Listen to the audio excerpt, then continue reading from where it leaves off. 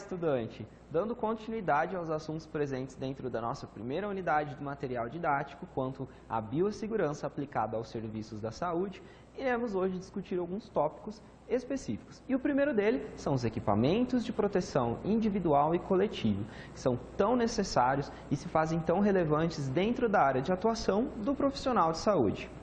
Quando a gente pensa em equipamento de proteção individual e coletiva, a primeira imagem que nos vem à cabeça é de um profissional da saúde utilizando um jaleco ou utilizando as suas luvas para a realização dos seus procedimentos, seja de um atendimento ao paciente de uma via direta e pontual, ou seja na realização de uma análise para a comprovação de um laudo ou outro experimento que se faça relevante dentro deste contexto. E essa construção e essa imagem que parte do nosso conhecimento prévio e que parte de um senso comum, precisa sim ser aprimorada, porque os equipamentos de proteção individual e coletivo dentro de um ambiente de trabalho aplicado aos serviços de saúde vão muito mais além do que é propriamente dito o jaleco e as luvas deste profissional. Existem uma série de outros equipamentos que são imprescindíveis e que, por obrigatoriedade, pensando em termos legislativos, devem se fazer presente nesses ambientes específicos dos serviços e atendimentos em saúde para a atuação desse profissional que estará lá realizando as suas atividades. E para que a gente dê conta dos nossos objetivos de aprendizagem acerca desta aula, iremos conhecer e discutir acerca dos diferentes equipamentos de proteção individual e coletivo e entender também os principais programas relacionados à percepção e avaliação dos riscos em serviços de saúde. Quando a gente fala de percepção e avaliação de risco dentro de um ambiente laboral de saúde, precisamos compreender que um profissional que atua nesse segmento e que tem uma formação para essa atividade, precisa conhecer os fundamentos relacionados à sua atividade para que possa identificar de forma adequada os riscos que o cercam, sejam estes voltados à iluminação, sejam estes voltados à energia, sejam estes voltados a um risco físico, químico ou ainda biológico, para a prevenção de acidentes e sinistros dentro deste ambiente. Ou seja, eu preciso conhecer as variações de risco existentes para que eu possa adotar os protocolos e as boas práticas requeridas quanto à biossegurança dentro desses ambientes profissionais, para que eu possa assim diminuir a incidência de sinistros e diminuir a exposição individual e coletiva aos riscos que são inerentes a essa atuação dentro desses tipos de ambiente. Para que a gente possa compreender de forma inicial do que se trata essa obrigatoriedade da utilização dos equipamentos de proteção individual e coletiva dentro de ambientes de trabalho, precisamos considerar que existe uma regulamentação legal em termos de obrigatoriedade da organização ou instituição empregadora para com o colaborador na área de saúde no fornecimento destes equipamentos de proteção individual e coletiva. Ou seja, uma vez que um profissional de saúde adentra e passa a realizar as suas atividades dentro de uma organização, seja esta uma clínica, um laboratório ou ainda um hospital, é de obrigatoriedade desta organização a concessão e ceder equipamentos de proteção individual e coletiva em condições de serem utilizados com substituições periódicas para que este profissional possa, inicialmente, garantir a sua seguridade dentro deste ambiente e durante a sua realização das atividades. É necessário que esse profissional esteja munido destes equipamentos de proteção para também garantir a segurança do seu paciente que está lá recebendo atendimento, ou ainda para garantir os padrões de qualidades relacionados à realização de uma análise, seja esta química, física ou biológica, para dar suporte aos serviços de saúde. Portanto, é importante que a gente tenha sempre em mente que os equipamentos de proteção devem ser cedidos pela organização, substituídos quando necessário e, sobretudo, estarem em condições de uso para a realização das atividades rotineiras. É preciso considerar também que os trabalhadores dos serviços de saúde eles estão expostos a riscos elevados, porque faz parte do trato diário de nossas atividades dentro desses ambientes uma exposição a esse tipo de risco, sobretudo em ambientes clínicos e hospitalares, há um risco biológico. Estamos sempre realizando atividades que nos colocam em contato direto com pacientes que possivelmente possuem ou não determinada doença, ou que possivelmente estão ou não acometidos por uma doença infecto-contagiosa, dentre outras possibilidades. Portanto, o risco que este profissional, em específico, recebe quanto aos riscos biológicos dentro desses ambientes é muito significativo. Portanto, a adoção e a utilização de equipamentos de proteção individual e coletivos, sempre que requeridos, é indispensável para a diminuição da exposição desses riscos e também para a preservação e da saúde dos pacientes que estão sendo atendidos. Precisamos considerar também que a adoção de boas práticas e que o cumprimento dessas normas que regulam as boas práticas faz e garante com que haja uma qualidade dentro do sistema de saúde, garantindo excelência em atendimento. Precisamos associar, então, os equipamentos de proteção individual e coletivo às boas práticas laboratoriais. Em diversos ambientes profissionais dentro do universo dos ambientes em saúde, vocês irão se deparar com procedimentos operacionais padrão e normas de boas práticas para a utilização de equipamentos, ou ainda para a realização de determinados protocolos, ou para atender seus pacientes. E precisarão estar sempre munidos de forma adequada, conhecendo os procedimentos descritos nesse procedimento operacional padrão ou nesta boa prática, para que você possa realizar as atividades que são de você esperadas da melhor forma possível, dentro do seu âmbito profissional, aquilo que lhe compete, garantindo a norma e a seguridade para todos. E agora, reflita comigo, além do jaleco e da luva que a gente pensou inicialmente no início dessa reflexão, quais outros equipamentos de proteção individual e coletiva são indispensáveis para a realização de atividades dentro da área da saúde? Será que apenas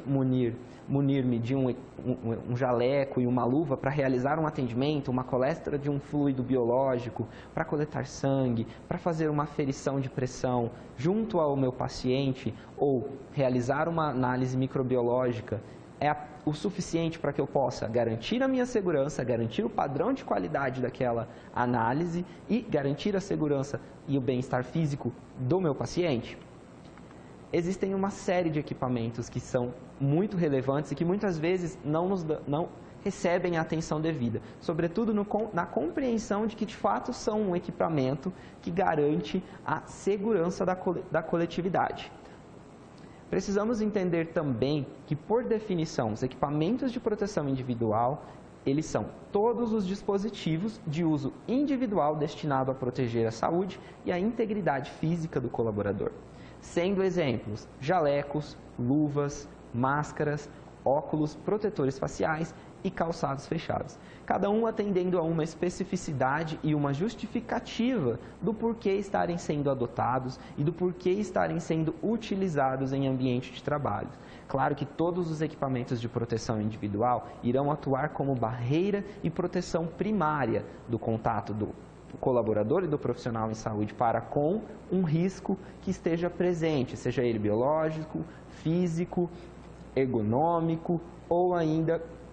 químico. Então, a adoção e a utilização destes equipamentos, sempre que necessário para a realização de uma prática, se faz imprescindível para a garantia da saúde da coletividade também. A adoção de um equipamento de proteção individual, ainda que seja com a finalidade de uma proteção individual, garante a qualidade dos serviços e o bem-estar e a saúde de todos dentro daquele ambiente, sobretudo para aqueles que são descartáveis e que podem ser descartados após um atendimento individual, como é o caso das luvas, como é o caso das toucas ou o caso das máscaras para determinados procedimentos. E agora, para que a gente possa visualizar um pouquinho de como acontece a utilização e a vestimenta adequada ou a parametrização de um profissional em saúde para adentrar em ambientes específicos de sua prática laboral, observem na imagem. A gente tem um colaborador da área da saúde devidamente munido de seu jaleco, de suas calças e o seu sapato fechado para garantir e evitar que não haja nenhum sinistro envolvendo um calçado aberto, como, por exemplo, a quebra de um recipiente, a quebra de um becker ou ainda um derramamento de uma solução sobre os pés desse colaborador. Então, a adoção dessas premissas básicas se fazem importante para que o profissional esteja seguro quanto àquilo que lhe é esperado de realização para a sua atividade. Porém, em determinados casos, esse colaborador deverá estar munido de outros equipamentos de proteção individual, como é o caso de atendimentos específicos ou procedimentos realizados dentro de centros cirúrgicos, por exemplo. Para cada tipo de prática, para cada tipo de atendimento, para cada tipo de análise, diferentes equipamentos de proteção individual serão requeridos. Por isso é importante conhecer a finalidade e a descrição de cada um deles, para poder, enquanto profissional competente, munido dos valores e dos preceitos das boas práticas quanto à utilização de equipamentos e boas práticas quanto ao atendimento a pacientes, eu possa realizar as minhas funções da melhor forma possível. Aqui na nossa imagem a gente tem inicialmente o uso de toucas para determinados tipos de procedimentos e para determinados tipos de análises, as toucas para cobrir os cabelos dos colaboradores dos profissionais de saúde serão requeridos. Exemplos de situações em que essa touca tem por finalidade conter os cabelos dos profissionais e também evitar que haja algum tipo de contaminação através de respingos, através de vapores ou outras substâncias em formas líquidas ou em formas gasosas tenham contato com a cabeça do nosso colaborador. Então, sobretudo na área de análise, esses equipamentos são requeridos. Vejamos o seguinte exemplo. Eu estou realizando uma análise bromatológica ou ainda uma análise microbiológica para determinação da quantificação ou quantificação de uma determinada substância. Se eu não estou munido com as vestes e os equipamentos de proteção individual necessários, eu posso deixar um fio de cabelo cair sobre aquela minha análise, comprometendo todo o resultado, ou inviabilizando a continuidade da mesma por conta de uma contaminação devido à não utilização de um equipamento de proteção individual. Portanto, a utilização de toucas ela se faz presente em momentos de coleta de material biológico, momentos de análise microbiológico, momentos de atendimento médico em procedimentos invasivos dentro de centros cirúrgicos, por exemplo, também requerem a utilização deste equipamento. Na sequência, a gente consegue observar os óculos de proteção, que também, por definição, atuam como barreiras primárias, protegendo a via e o campo de visão do profissional quanto a respingos, jatos, aerosóis ou substâncias que possam ter contato direto, como, por exemplo, fluidos corpóreos, ou seja, o sangue de um paciente que possa jorrar frente ao campo de visão deste profissional, comprometendo a qualidade do seu atendimento dentro deste campo específico.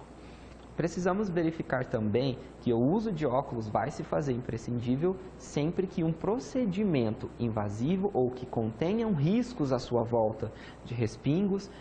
nos quais uma barreira primária no campo visual seja requerido, se faz presente, para que a gente possa compreender que determinados atendimentos podem ser realizados sem estarmos munidos deste óculos de proteção. Na sequência, um equipamento muito importante, sobretudo no contexto da pandemia, é a máscara. Os profissionais de saúde que têm uma proximidade muito grande aos pacientes para que possam atendê-los da melhor forma possível, diagnosticá-los, dar os cuidados básicos requeridos ao tipo de serviço de saúde, devem se vestir de máscara para evitar inalar possíveis agentes microbiológicos ou outras substâncias em forma de névoa, gases ou vapor que estejam presentes nesse ambiente, para que também haja a proteção deste colaborador e do paciente quanto à troca de fluidos. Por exemplo, fluidos da saliva ao falarmos. É necessário que a gente considere essa troca de fluidos que os indivíduos realizam ao conversar. E, sobretudo, quando existe um paciente acometido por uma enfermidade que ainda não foi diagnosticada, a utilização deste equipamento de proteção individual é imprescindível. Ela atua como uma barreira física, contendo essa troca de gotículas de saliva, por exemplo, evitando que haja um contágio, uma transmissão ainda maior de algumas enfermidades relacionadas a vírus ou ainda bactérias, sobretudo as de carga viral elevada. Então, é imprescindível que todo colaborador e todo profissional de saúde faça a adoção deste equipamento de proteção individual quando um contato muito próximo ou em determinados procedimentos ou ainda realizando análises específicas em laboratórios com níveis de biossegurança mais elevados. Na sequência temos as luvas descartáveis, que são requeridas para contato direto com a pele íntegra do paciente e, sobretudo, em procedimentos em que a pele íntegra deixe esse estado e passe a ser uma pele não íntegra, ou seja, onde houver o rompimento desse nosso tecido epitelial de revestimento da nossa epiderme e as camadas mais internas fiquem expostas. Portanto, toda vez que eu precisar realizar um procedimento invasivo com um paciente, eu preciso estar munido das luvas. Outros cenários e possibilidades também envolvem a realização de experimentos microbiológicos ou ainda análises físico-químicas em escala de bancada. É imprescindível que o colaborador esteja munido deste equipamento de proteção para diminuir os riscos relacionados a contato com substâncias microbiológicas, a riscos de exposição a substâncias químicas. É imprescindível pensar também na utilização deste equipamento de proteção individual, porém, com distância de realizações de práticas que envolvam altas temperaturas ou mesmo chamas, como alguns casos de realizações e protocolos para análises microbiológicas. Por ser de um tecido altamente inflamável, as luvas devem receber um cuidado específico. Importante pensar também que para cada novo paciente, para cada novo atendimento, para cada novo protocolo, se essas luvas devem ser substituídas, garantindo assim a segurança da coletividade.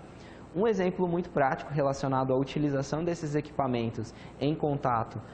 com uma área coletiva ou um ambiente profissional em que diversos profissionais realizam suas atividades é a vestimenta e a utilização delas fora de momentos de obrigatoriedade. Por exemplo, eu preciso adentrar a um ambiente para realizar as minhas atividades em escala de bancada. Eu vou adentrar, fazer a higiene adequada e esperada para que eu possa realizar essas atividades, me munir dos equipamentos de proteção individual, realizar as atividades. E quando eu for deixar esse ambiente, eu vou tirar essas luvas que foram utilizadas por um protocolo ou por um atendimento, para que eu possa tocar superfícies comuns, como por exemplo a própria maçaneta, que dá acesso a este laboratório. Ou ainda um telefone que porventura exista numa central de atendimentos de enfermagem, por exemplo, ou próximo a uma bancada de um laboratório, ou ainda dentro de uma clínica, para que eu possa atender e me comunicar com os outros profissionais e pacientes presentes. Então, e que possam realizar outras atividades, mesmo técnico-administrativas. Então, é importante fazer o uso adequado dos equipamentos de proteção individual nos momentos em que eles são esperados. E o mesmo se vale para o jaleco. Os jalecos devem ser utilizados obrigatoriamente dentro dos ambientes de prática profissional. Quando a gente observa a saída de um profissional de uma unidade de atendimento em saúde, de um laboratório, de uma clínica ou de um hospital, este jaleco deve ser retirado, embalado e levado para a central de higienização ou, em casos de clínicas e laboratórios, levados para casa para poderem ser higienizados e utilizados aí atendendo aquilo que se espera deles de segurança do colaborador. Devem ser de algodão e apresentar mangas longas, preferencialmente com fechamento e vedação nos punhos, que não fiquem abertos por conta do risco em que o colaborador pode estar exposto ao manusear um jaleco com abertura nos punhos.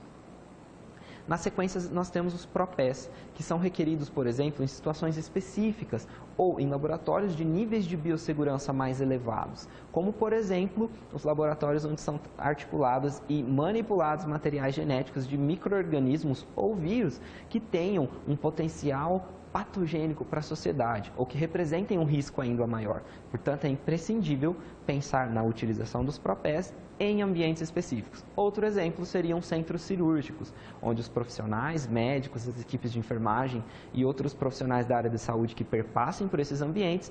devam estar munidos destes equipamentos de proteção para a realização das atividades e devam descartá-los de forma adequada após a realização das práticas. E, por fim, temos aí o capote cirúrgico, que é utilizado para um atendimento mais específico dentro desses ambientes. E muitas vezes esses tipos de equipamentos de proteção individual recebem um tipo de tratamento e higienização separados por conta dos contatos, quando não descartados, por conta do contato direto e próximo às vísceras do paciente, ou ainda procedimentos invasivos quando realizados. Aqui a gente consegue ver nessa ilustração um procedimento sendo realizado em uma clínica ou ainda em um centro cirúrgico, onde os profissionais estão munidos de máscaras, toucas, óculos, luvas, jalecos e capotes e vestimentas mais grossas para a realização daquele procedimento. Então, a adoção atende à especificidade. Quando eu vou realizar um determinado tipo de análise microbiológica, por exemplo, não há obrigatoriedade da utilização de capotes ou propés, a não ser que o laboratório requeira um nível de biossegurança muito mais elevado daqueles normalmente usuais. Agora, pensando nos equipamentos de proteção coletiva, que se fazem referentes aos equipamentos que citamos anteriormente, que não são considerados ou muitas vezes não nos vêm imediatamente quando pensamos na proteção da coletividade. Por definição, os equipamentos de proteção coletiva visam minimizar a exposição dos trabalhadores aos riscos e, em caso de acidentes, reduzir as consequências. Muitas vezes, alguns equipamentos de proteção coletiva não são apenas utilizados para um atendimento pontual, para um salvamento pontual, para reduzir as consequências de uma utilização, mas podem ser de um sinistro, por exemplo, mas podem ser utilizados para reduzir pequenos impasses, como inícios de incêndio que ainda não alcançaram uma escala, ou ainda filtros de gases, sucções em capelas exaustoras e assim sucessivamente. É importante ressaltar que os equipamentos de proteção coletiva são de uso rotineiro. Entretanto, alguns deles são direcionados a situações emergenciais, como é o caso de um incêndio, por exemplo. Sendo exemplos destes equipamentos de proteção coletiva, as cabines de segurança biológica, que são utilizados para manipulação de micro-organismos, que contam com uma barreira física, uma barreira secundária para o contato do colaborador, que seria uma tela de vidro, que contam com fluxo laminar e com um sistema de sucção que impedem que os esporos dos micro-organismos sejam projetados e sejam dispersos no ambiente, garantindo assim a saúde do colaborador. Capela de exaustão química, onde sempre que houver a realização de uma solução ou uma análise química envolvendo substâncias ácidas ou básicas e que possam liberar vapores ou gases quanto à sua abertura ou à sua análise, devem ser realizadas dentro dessa capela, pois existe ali um sistema de sucção que faz que pinça esses gases, que vai trazê-los por forma de filtração até um filtro adequado, normalmente um filtro EPA, e irá projetá-lo para o ambiente externo, garantindo assim a segurança da coletividade. Porém, é importante ressaltar que estes equipamentos também merecem uma atenção específica quanto ao seu prazo de validade, às suas condições de uso ou à sua substituição, no caso dos filtros, por exemplo, sempre que necessário. Extintores de incêndio e chuveiros de emergência e lava-óleos de emergência. Os extintores de incêndio, por uma série de questões regulamentadoras e de legislação, devem se fazer presente em todas as construções prediais, em todos os ambientes, para que sejam atendidas as normas, por exemplo, do Corpo de Bombeiros, para a liberação da atividade. Porém, também são configurados como equipamentos de proteção coletiva, uma vez que a sua utilização diminuiria a amplitude de um impacto causado por um incêndio, por exemplo, considerando as suas especificidades e as suas recomendações de utilização. E os chuveiros e lava-óleos de emergência são equipamentos que devem ser utilizados pelos colaboradores em caso de sinistros ou sempre que necessários, envolvendo, por exemplo, situações em contato direto de uma substância com a pele do colaborador, porém respeitando as especificidades e o risco descrito quanto à utilização de seu equipamento, daquele produto, daquele reagente ou daquela solução. Caso haja conhecimento das consequências e indicação dos riscos nos rótulos devidamente parametrizados e informados, os colaboradores devem adotar as medidas de salvamento, por exemplo, envolvendo os equipamentos quando indicado. Chuveiros e lava-óleos de emergência são utilizados para reduzir os impactos, então, em contatos com soluções com a pele ou produtos químicos, ou ainda com análise e outras possibilidades de atuação desses profissionais que envolvam produtos com liberação exotérmica de calor, como é o caso do aumento da temperatura. Então, eles podem ser acionados e devem ser acionados sempre que necessário dentro desse ambiente profissional. Aqui exemplos dos extintores de incêndio que atendem uma classificação específica, tanto no que tange a coloração, no que tange a especificidade de sua recomendação de uso, como, por exemplo, classificação A, B ou C, quanto à sua utilização ou quanto ao tipo de aplicabilidade que ele recebe,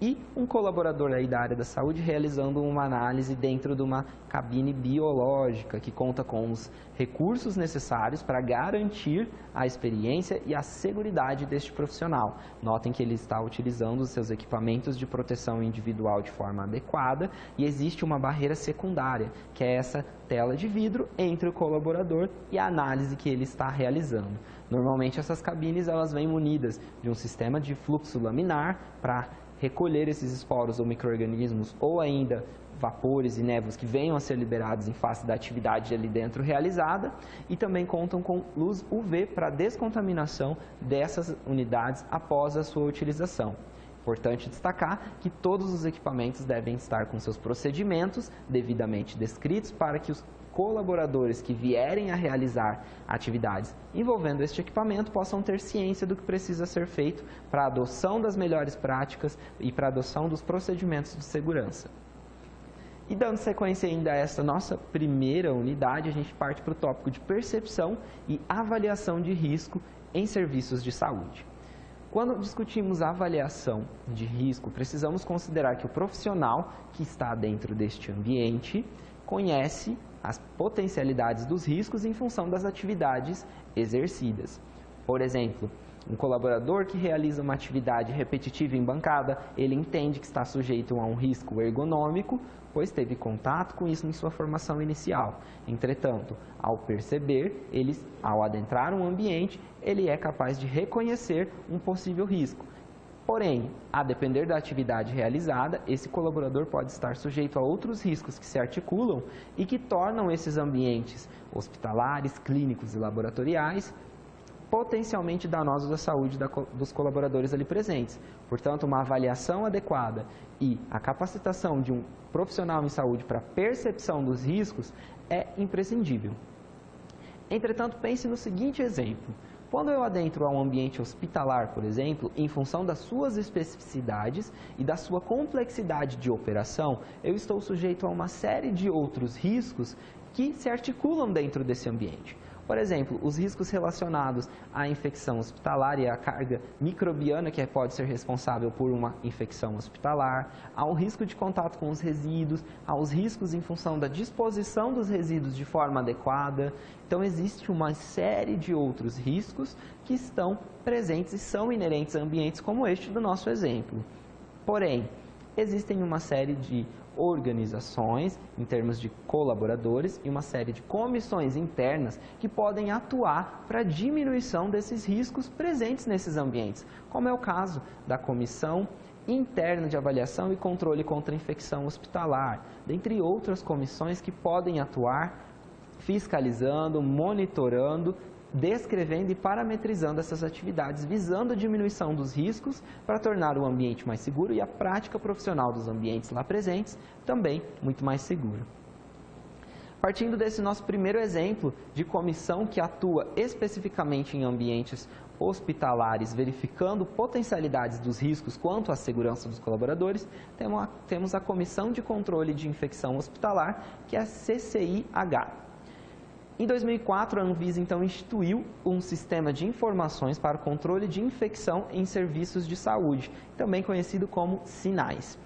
E essa implementação, em 2004, pela Anvisa, pela nossa Agência Nacional de Vigilância Sanitária, faz com que as comissões de controle de infecção hospitalar possam ter acessos a ambientes tecnológicos para registrar os seus monitoramentos, cumprindo, assim, uma escala de registro e verificação e de acompanhamento dos possíveis riscos de infecções hospitalares para o seu controle dentro desses ambientes. E essa comissão tem algumas funcionalidades e algumas organizações e deveres que são imprescindíveis para o seu funcionamento. Ela responsabiliza-se, então, pela normatização de todas as diretrizes que estão relacionadas à percepção, à prevenção, controle e à exposição de doenças infecto-contagiosas, que em ambientes laboratoriais e clínicos muitas vezes vão se fazer presentes por conta do fluxo de pacientes ou por conta da presença de um paciente acometido por determinadas doenças. Precisa ainda controlar e prevenir quanto à exposição a materiais orgânicos e a implementação de programas de imunização e planejamento de controles de epidemia para os trabalhadores de saúde. Ou seja, é uma comissão que tem uma funcionalidade, uma atuação muito ampla, que tem uma atividade muito mais complexa do que o simples acompanhamento de possíveis pontos de infecção e de riscos de infecção hospitalar. Ela destina-se também a cuidar dos processos e procedimentos voltados à segurança desses colaboradores quanto à imunização, por exemplo, quanto à dosagem e aplicação de vacinas, quanto à escala de trabalho, quanto à segurança e parametrização para a higiene e desinfecção de ambientes coletivos, por exemplo. A Comissão